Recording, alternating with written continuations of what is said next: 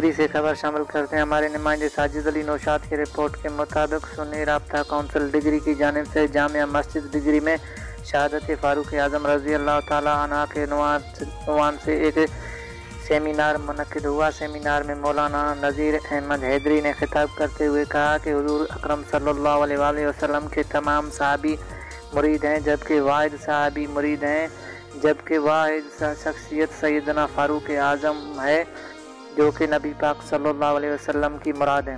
حضرت عمر رضی اللہ تعالیٰ عنہ نے 22 لاکھ مربع میل پر اسلام کا پرچم لہرایا، پولیس، فوج اور جاسوسی جیسا نظام دیا، مسافروں کے لیے سرائے تعمیر کروائے، مسجد میں امام اور مؤذن کی تنخواہ مقرر کی۔ افسوس جیسی بات ہے کہ ایسی عظیم شخصیت کی شہادت کے دن حکومت کی جانب سے عام تعطیل کا اعلان نہیں کیا گیا۔ انہوں نے حکومت سے مطالبہ کیا کہ یکم محرم الحرام کو عام تعطیل کا اعلان کیا جائے۔ حضرت عمر فاروق رضی اللہ تعالیٰ عنہ کی شہادت کا دن سرکاری سطح پر منایا جائے۔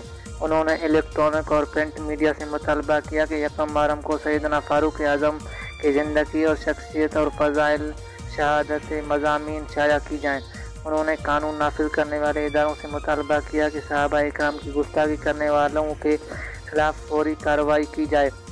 اس موقع پر رئیس نواز لغاری، مولانا مظفر قاری، محسن فاروقی، ظاہر عمران اور دیگر نے خطاب کیا۔